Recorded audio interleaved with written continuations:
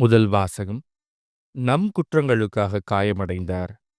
இறைவாக்கினர் எசாயா நூலிலிருந்து வாசகம். அதிகாரம் 52 இறைவசனம் 13 முதல் அதிகாரம் 53 இறைவசனம் 12 முடிய. இதோ, என் ஊழியர் சிறப்படைவார்.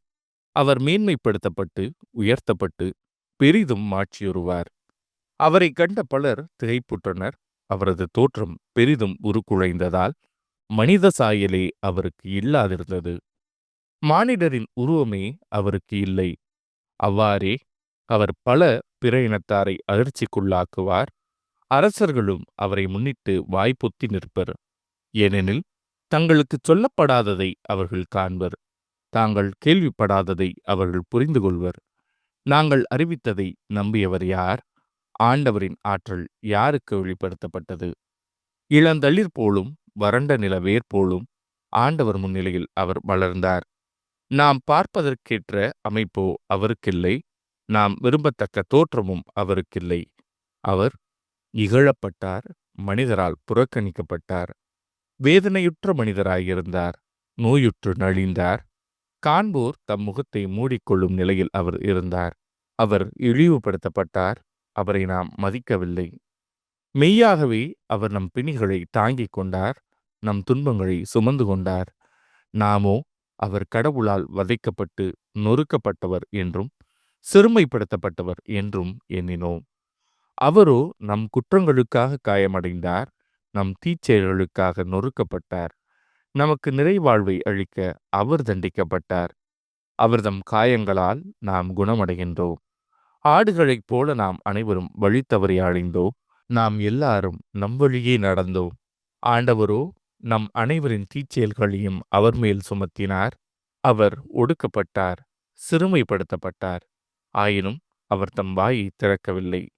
அடிப்பதற்கு இழுத்துச் செல்லப்பட்ட ஆட்டுக்குட்டி போலும் ரோமம் கத்தரிப்போர் முன்னிலையில் கத்தாத செம்மறி போலும் அவர் தம் வாயை திறவாதிருந்தார். அவர் கைது செய்யப்பட்டு தீர்ப்பிடப்பட்டு இழுத்துச் செல்லப்பட்டார். அவருக்கு நேர்ந்ததை பற்றி அக்கறை கொண்டவர் யார்? ஏனெனில் வாழ்வோர் உலகினின்று அவர் அகற்றப்பட்டார். என் மக்களின் குற்றத்தை முன்னிட்டு கொலையுண்டார். வஞ்செயல் எதுவும் அவர் செய்ததில்லை, வஞ்சனை எதுவும் அவர் வாயில் இருந்ததில்லை. ஆயினும் தீயவர்களிடையே அவருக்கு கல்லறை அமைத்தார்கள். செத்தபோது அவர் செல்வரோடு இருந்தார். அவரை நொறுக்கவும் நோயால் வதைக்கவும் ஆண்டவர் திருவுளம் கொண்டார். அவர்தம் உயிரை குற்ற நீக்க பழியாக தந்தார். எனவே தம் வழிமரபு கண்டு நீடு வாழ்வார். ஆண்டவரின் திருவுளம் அவர் கையில் சிறப்புறும். அவர்தம் துன்ப வாழ்வின் பயனைக் கண்டு நிறைவடைவார். நேரியவராகிய என் ஊழியர் தம் அறிவால் பலரை நேர்மையாளராக்குவார். அவர்களின் தீச்செயல்களை தாமே சுமந்து கொள்வார். ஆதலால் நான் அவருக்கு மதிப்புமிக்கவரிடையே சிறப்பளிப்பேன். அவரும் வலியவரோடு கொள்ளைப் பொருளை பங்கிடுவார். ஏனெனில் அவர் தம்மையே சாவுக்கு கையளித்தார். கொடியோருள் ஒருவராக கருதப்பட்டார். ஆயினும் பலரின் பாவத்தை சுமந்தார். கொடியோருக்காக பரிந்து பேசினார். இது ஆண்டவரின் அருள்வாக்கு. இறைவா, உமக்கு நன்றி. பதிலுரை பாடல். தந்தையே, உம் கையில் என் உயிரை ஒப்படைக்கின்றேன். ஆண்டவரே, உம்மிடம் நான் அடைக்கலம் புகுந்துள்ளேன். நான் ஒருபோதும் வெட்கமடைய விடாதேயும். உமது நீதிக்கேற்ப என்னை விடுவித்தருளும். உமது கையில் என் உயிரை ஒப்படைக்கின்றேன். வாக்கு பெறலாத இறைவனாகிய ஆண்டவரே, நீர் என்னை மீட்டருளினீர். தந்தையே, உம் கையில் என் உயிரை ஒப்படைக்கின்றேன். என் பகைவர் அனைவரின் இகழ்ச்சிக்கு உள்ளானேன். என்னை அடுத்திருப்போரின் பேரழிவுக்கு ஆளானேன். என் நண்பர்களுக்கு பேரச்சம் வருவித்தேன். என்னை தெருவில் பார்ப்போர் என்னிடமிருந்து விலகி ஓடுகின்றனர். இறந்தோர் போல் நினைவு நின்று நான் அகற்றப்பட்டேன். உடைந்து போன மட்கலம் போல் ஆனேன். தந்தையே, உம் கையில் என் உயிரை ஒப்படைக்கின்றேன். ஆண்டவரே, நான் உம் மீது நம்பிக்கை வைத்துள்ளேன். நீரே என் கடவுள் என்று சொன்னேன். என் வாழ்வின் ஒவ்வொரு கட்டமும் உமது கையில் உள்ளது. என் எதிரிகளின் கையினின்றும் என்னை துன்புறுத்துவோரின் கையினின்றும் என்னை விடுவித்தருளும். தந்தையே, உம் கையில் என் உயிரை ஒப்படைக்கின்றேன். உமது முகத்தின் ஒளி அடியேன் மீது வீசும்படி செய்யும். உமது பேரன்பால் என்னை விடுவித்தருளும். ஆண்டவருக்காக நம்பிக்கையுடன் காத்திருப்போரே, நீங்கள் அனைவரும் உள்ளத்தில் வலிமையும் உறுதியும் கொண்டிருங்கள். தந்தையே, உம் கையில் என் உயிரை ஒப்படைக்கின்றேன். இரண்டாம் வாசகம். கீழ்ப்படிதலை கற்றுக்கொண்டார், தமக்கு கீழ்ப்படிவோர் அனைவரும் என்றென்றும் மீட்படைய காரணமானார். எபிரேயருக்கு எழுதப்பட்ட திருமுகத்திலிருந்து வாசகம். அதிகாரம் 4 இறைவசனம் 14 முதல் 16 முடிய மற்றும் அதிகாரம் 5 இறைவசனம் 7 முதல் 9 முடிய. வானங்களை கடந்து சென்ற இறைமகனாகிய இயேசுவை நாம் தனிப்பெரும் தலைமை குருவாக கொண்டுள்ளதால் நாம் அறிக்கையிடுவதை விடாது பற்றிக் கொள்வோமாக. ஏனெனில் நம் தலைமை குரு நம்முடைய வலுவின்மையை கண்டு இரக்கம் காட்ட இயலாதவர் அல்ல, மாறாக எல்லா வகையிலும் நம்மை போல சோதிக்கப்பட்டவர், எனினும் பாவம் செய்யாதவர். எனவே நாம் இரக்கத்தை பெறவும் ஏற்ற வேளையில் உதவக்கூடிய அருளை கண்டடையவும் அருள் நிறைந்த இறை அணியணியை துணிவுடன் அணுகிச் செல்வோமாக. அவர் இவ்வுலகில் வாழ்ந்த காலத்தில் தம்மை சாவிலிருந்து காப்பாற்ற வல்லவரை நோக்கி உரத்த குரல் எழுப்பி கண்ணீர் சிந்தி மன்றாடி வேண்டினார். அவர் கொண்டிருந்த இறைப்பற்று கலந்த அச்சத்தை முன்னிட்டு கடவுள் அவருக்கு செவிசாய்த்தார். அவர் இறைமகனாயிருந்தும் துன்பங்கள் வழியே கீழ்ப்படிதலை கற்றுக்கொண்டார். அவர் நிறைவுள்ளவராகி தமக்கு கீழ்ப்படிவோர் அனைவரும் என்றென்றும் மீட்படைய காரணமானார். இது ஆண்டவரின் அருள்வாக்கு. இறைவா உமக்கு நன்றி. நற்செய்தி வாசகம். யோவான் எழுதியபடி நம் ஆண்டவராகிய இயேசு கிறிஸ்துவின் திருப்பாடுகள் அதிகாரம் 18 இறைவசனம் 1 முதல் அதிகாரம் 19 இறைவசனம் 42 முடிய. இயேசு தம் சீடரோடு கெதரோன் என்னும் நீரோடையை கடந்து சென்றார். அங்கே ஒரு தோட்டம் இருந்தது. தம் சீடர்களோடு இயேசு அதில் நுழைந்தார். அவரை காட்டிக் கொடுத்த யூதாசுக்கு அந்த இடம் தெரியும். ஏனெனில் இயேசுவும் அவருடைய சீடர்களும் அடிக்கடி அங்கு கூடுவர். படைப்பிரிவினரையும் தலைமை குருக்களும் பரிசேயரும் அனுப்பிய காவலர்களையும் கூட்டிக் கொண்டு யூதாசு விளக்குகளோடும் பந்தங்களோடும் படைக்கலங்களோடும் அங்கே வந்தான். தமக்கு நிகழப்போகிற அனைத்தையும் இயேசு அறிந்து அவர் முன் சென்று, யாரை தேடுகிறீர்கள் என்று கேட்டார். அவர்கள் மறுமொழியாக, நாசரேத்து இயேசுவை தேடுகிறோம் என்றார்கள். இயேசு, நான் தான் என்றார். அவரை காட்டிக் கொடுத்த யூதாசும் அவர்களோடு நின்று கொண்டிருந்தான். நான் தான் என்று இயேசு அவர்களிடம் சொன்னதும் அவர்கள் பின்வாங்கி தரையில் விழுந்தார்கள். யாரை தேடுகிறீர்கள் என்று இயேசு மீண்டும் அவர்களிடம் கேட்டார். அவர்கள், நாசரேத்து இயேசுவை தேடுகிறோம் என்றார்கள். இயேசு அவர்களை பார்த்து, நான் தான் என்று உங்களிடம் சொன்னேனே, நீங்கள் என்னை தேடுகிறீர்கள் என்றால் இவர்களை போக விடுங்கள் என்றார். நீர் என்னிடம் ஒப்படைத்தவர்கள் எவரையும் நான் இழந்து விடவில்லை என்று அவரே கூறியிருந்தது இவ்வாறு நிறைவேறியது. சீமோன் பேதுருவிடம் ஒரு வாள் இருந்தது. அவர் அதை உருவி தலைமை குருவின் பணியாளரை தாக்கி அவரது வழக்காதை வெற்றினார். அப்பணியாளர் பெயர் மால்கு. இயேசு பேதுருவிடம், வாளை உரையில் போடு. தந்தை எனக்கு அளித்த துன்பக் கிண்ணத்திலிருந்து நான் குடிக்காமல் இருப்பேனோ என்றார். படை வீரரும் ஆயிரத்தவர் தலைவரும் யூதர்களின் காவலர்களும் இயேசுவை பிடித்து கட்டி முதலில் அவரை அன்னாவிடம் கொண்டு சென்றார்கள். ஏனெனில் அந்த ஆண்டில் தலைமை குருவாய் இருந்த கயபாவுக்கு இவர் மாமனார். இந்த கயபாதான் மக்களுக்காக ஒருவர் மட்டும் இறப்பது நல்லது என்று யூதர்களுக்கு ஆலோசனை கூறியவர். சீமோன் பேதுருவும் மற்றொரு சீடரும் இயேசுவை பின்தொடர்ந்து வந்தனர். அந்த சீடர் தலைமை குருவுக்கு அறிமுகமானவர். ஆகவே இயேசுவுடன் தலைமை குருவின் மாளிகை முற்றத்தில் நுழைந்தார். பேதுரு வெளியில் வாயில் அருகே நின்று கொண்டிருந்தார். அப்போது தலைமை குருவுக்கு அறிமுகமாயிருந்த அந்த சீடர் வெளியே வந்து வாயில் காவலரிடம் சொல்லி பேதுருவை உள்ளே கூட்டிச் சென்றார். வாயில் காவல் செய்த அப்பணிப்பெண் பேதுருவிடம், நீயும் இம்மனிதருடைய சீடருள் ஒருவன்தானே என்று கேட்டார். பேதுரு, இல்லை என்றார். அப்போது குளிராய் இருந்ததால் பணியாளர்களும் காவலர்களும் கரியினால் தீ மூட்டி அங்கே நின்று குளிர் காய்ந்து கொண்டிருந்தார்கள். பேதுருவும் சென்று அவர்களோடு நின்று குளிர் காய்ந்து கொண்டிருந்தார். தலைமை குரு இயேசுவின் சீடர்களை பற்றியும் அவருடைய போதனையை பற்றியும் அவரிடம் கேட்டார். இயேசு அவரை பார்த்து, நான் உலகறிய வெளிப்படையாய் பேசினேன். யூதர் அனைவரும் கூடி வரும் தொழுகை கூடங்களிலும் கோவிலிலும் தான் எப்போதும் கற்பித்து வந்தேன். நான் மறைவாக எதையும் பேசியதில்லை. ஏன் என்னிடம் கேட்கிறீர்? நான் பேசியதை கேட்டுக்கொண்டிருந்தவரிடம் கேட்டு பாரும். நான் என்ன சொன்னேன் என அவர்களுக்கு தெரியுமே என்றார். அவர் இப்படி சொன்னதால் அங்கு நின்று கொண்டிருந்த காவலருள் ஒருவர், தலைமை குருவுக்கு இப்படியா பதில் கூறுகிறாய் என்று சொல்லி இயேசுவின் கன்னத்தில் அறைந்தார். இயேசு அவரிடம், நான் தவறாக பேசியிருந்தால் தவறு என்னவென காட்டும். சரியாக பேசியிருந்தால் ஏன் என்னை அடிக்கிறீர் என்று கேட்டார். அதன்பின் அண்ணா அவரை கட்டப்பட்ட நிலையில் தலைமை குரு கயபாவிடம் அனுப்பினார். சீமோன் பேதுரு அங்கு நின்று குளிர் காய்ந்து கொண்டிருந்தார்.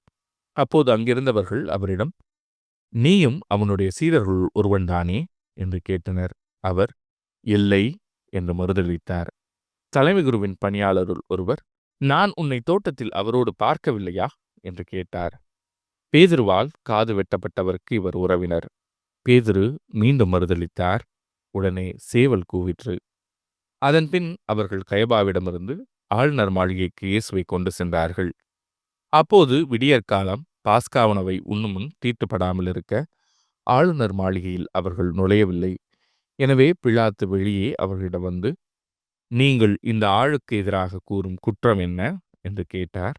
அதற்கு அவர்கள், இவன் குற்றம் செய்யாதிருந்தால் இவனை நாங்கள் உம்மிடம் ஒப்புவித்திருக்க மாட்டோம் என்றார்கள். பிலாத்து அவர்களிடம், நீங்கள் இவனை கொண்டு போய் உங்கள் சட்டப்படி இவனுக்கு தீர்ப்பு வழங்குங்கள் என்றார். யூதர்கள் அவரிடம், சட்டப்படி நாங்கள் யாருக்கும் மரண தண்டனை விதிக்க முடியாது என்றார்கள். இவ்வாறு தாம் எப்படிப்பட்ட சாவுக்கு உட்படப் போகிறார் என்பதை குறிப்பிட்டு இயேசு கூறியிருந்ததை நிறைவேறச் செய்தார்கள். பிலாத்து மீண்டும் ஆளுநர் மாளிகைக்குள் சென்று இயேசுவை கூப்பிட்டு அவரிடம், நீ யூதரின் அரசனா என்று கேட்டான். இயேசு மறுமொழியாக, நீராக இதை கேட்கிறீரா, அல்லது மற்றவர்கள் என்னை பற்றி உம்மிடம் சொன்னதை வைத்து கேட்கிறீரா என்று கேட்டார். அதற்கு பிலாத்து, நான் ஒரு யூதனா என்ன? உன் இனத்தவரும் தலைமை குருக்களும் தானே உன்னை என்னிடம் ஒப்புவித்தார்கள். நீ என்ன செய்தாய் என்று கேட்டான். இயேசு மறுமொழியாக, எனது ஆட்சி இவ்வுலக ஆட்சி போன்றதல்ல. அது இவ்வுலக ஆட்சி போன்றதாய் இருந்திருந்தால் நான் யூதர்களிடம் காட்டிக் கொடுக்கப்படாதவாறு என் காவலர்கள் போராடியிருப்பார்கள். ஆனால் என் ஆட்சி இவ்வுலக ஆட்சி போன்றது அல்ல என்றார். பிலாத்து அவரிடம், அப்படியானால் நீ அரசன்தானோ என்று கேட்டான். அதற்கு இயேசு, அரசன் என்று நீர் சொல்கிறீர். உண்மையை எடுத்துரைப்பதே என் பணி. இதற்காகவே நான் பிறந்தேன். இதற்காகவே உலகிற்கு வந்தேன். உண்மையைச் சார்ந்தவர் அனைவரும் என் குரலுக்கு செவி சாய்க்கின்றனர் என்றார். பிலாத்து அவரிடம், உண்மையா? அது என்ன என்று கேட்டார். அப்படி கேட்டபின் பிலாத்து மீண்டும் யூதரிடம் சென்று, இவனிடம் நான் குற்றம் ஒன்றும் காணவில்லையே என்றான்.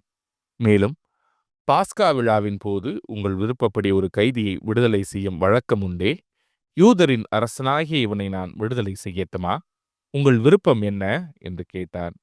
அதற்கு அவர்கள், இவன் வேண்டாம், பரபாவியை விடுதலை செய்யும் என்று மீண்டும் கத்தினார்கள். அந்த பரபா ஒரு கள்வன். பின்னர் பிலாத்து இயேசுவை சாட்டையால் அடிக்கச் செய்தான். வீரர்கள் ஒரு முள்முடி பின்னி அவர் தலையின் மேல் வைத்து செந்நிற மேலுடையை அவருக்கு அணிவித்தார்கள். அவரிடம் வந்து, யூதரின் அரசே வாழ்க என்று சொல்லி அவருடைய கன்னத்தில் அறைந்தார்கள். பிலாத்து மீண்டும் வெளியே வந்து அவர்களிடம், அவனை நான் உங்கள் முன் வெளியே கூட்டி வருகிறேன், பாருங்கள். அவனிடம் நான் குற்றம் ஒன்றும் காணவில்லை என்பதை அறிந்து கொள்ளுங்கள் என்றான். இயேசு முள்முடியும் செந்நிற மேலுடையும் அணிந்தவராய் வெளியே வந்தார். பிலாத்து அவர்களிடம், இதோ மனிதன் என்றான். அவரை கண்டதும் தலைமை குருக்களும் காவலர்களும், சிலுவையில் அறையும், சிலுவையில் அறையும் என்று கத்தினார்கள். பிலாத்து அவர்களிடம், நீங்களே இவனை கொண்டு போய் சிலுவையில் அறையுங்கள். இவனிடம் குற்றம் இருப்பதாக எனக்கு தெரியவில்லை என்றான். யூதர்கள் அவரை பார்த்து, எங்களுக்கு ஒரு சட்டம் உண்டு, அச்சட்டத்தின்படி இவன் சாக வேண்டும். ஏனெனில் இவன் தன்னையே இறைமகன் என உரிமை கொண்டாடுகிறான் என்றனர். பிலாத்து இதை கேட்டதும் இன்னும் மிகுதியாக அஞ்சினான். அவன் மீண்டும் ஆளுநர் மாளிகைக்குச் சென்று இயேசுவிடம், நீ எங்கிருந்து வந்தவன் என்று கேட்டான். ஆனால் இயேசு அவனுக்கு பதில் கூறவில்லை. அப்போது பிலாத்து, என்னோடு பேச மாட்டாயா? உன்னை விடுதலை செய்யவும் எனக்கு அதிகாரம் உண்டு. உன்னை சிலுவையில் அறையவும் எனக்கு அதிகாரம் உண்டு என்பது உனக்கு தெரியாதா என்றான். இயேசு மறுமொழியாக, மேலிலிருந்து அருளப்படாவிடில் உமக்கு என் மேல் எந்த அதிகாரமும் இராது. ஆகவே என்னை உம்மிடம் ஒப்புவித்தவன்தான் பெரும் பாவம் செய்தவன் என்றார். அது முதல் பிலாத்து அவரை விடுவிக்க வழி தேடினான். ஆனால் யூதர்கள், நீர் இவரை விடுவித்தால் சீசருடைய நண்பராய் இருக்க முடியாது. தம்மையே அரசராக்கிக் கொள்ளும் எவரும் சீசருக்கு எதிரி என்றார்கள். இவ்வார்த்தைகளை கேட்டதும் பிலாத்து இயேசுவை வெளியே கூட்டி வந்தான். கல்தலம் என்னும் இடத்தில் இருந்த நடுவர் இருக்கை மீது அமர்ந்தான். அந்த இடத்திற்கு எபிரேய மொழியில் கபதா என்பது பெயர். அன்று பாஸ்கா விழாவுக்கு ஏற்பாடு செய்யும் நாள். ஏறக்குறைய நண்பகல் வேளை. பிலாத்து யூதர்களிடம், இதோ உங்கள் அரசன் என்றான். அவர்கள், ஒழிக ஒழிக, அவனை சிலுவையில் அறையும் என்று கத்தினார்கள். பிலாத்து அவர்களிடம், உங்கள் அரசனை நான் சிலுவையில் அறைய வேண்டும் என்கிறீர்களா என்று கேட்டான். அதற்கு தலைமை குருக்கள், எங்களுக்கு சீசரை தவிர வேறு அரசர் இல்லை என்றார்கள்.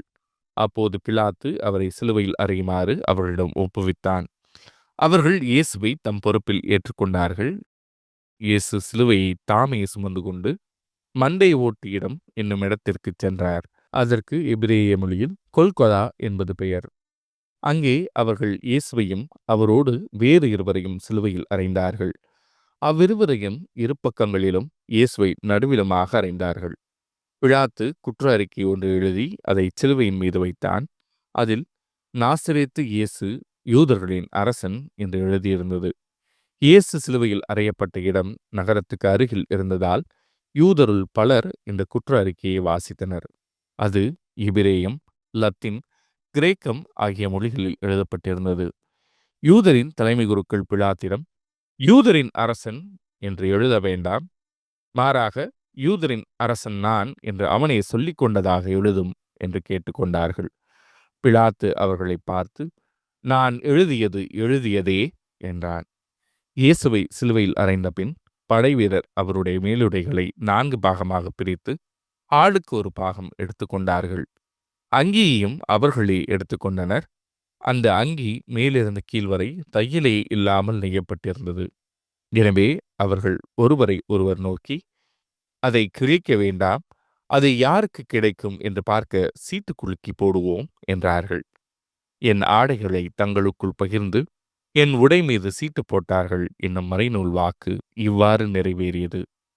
சிலுவை அருகில் இயேசுவின் தாயும் தாயின் சகோதரியும் குலோப்பாவின் மனைவியுமான மரியாவும் மகதலா மரியாவும் நின்று கொண்டிருந்தனர். இயேசு தம் தாயையும் அருகில் நின்ற தம் அன்பு சீடரையும் கண்டு தம் தாயிடம், அம்மா, இவரே உம் மகன் என்றார். பின்னர் தம் சீடரிடம், இவரே உன் தாய் என்றார். அந்நேரம் முதல் அச்சீடர் அவரை தம் வீட்டில் ஏற்று ஆதரவு அளித்து வந்தார். இதன்பின் அனைத்தும் நிறைவேறிவிட்டது என்பதை அறிந்த இயேசு, தாகமாயிருக்கிறது என்றார். மறைநூலில் எழுதியுள்ளது நிறைவேறவே இவ்வாறு சொன்னார்.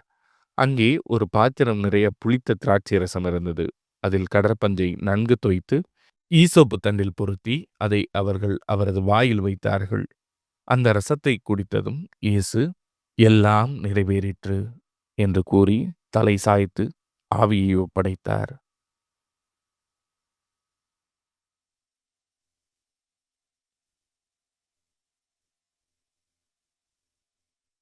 அன்று பாஸ்கா விழாவுக்கு ஏற்பாடு செய்யும் நாள் அடுத்த நாள் ஓய்வு நாளாகவும் பெருநாளாகவும் இருந்தது.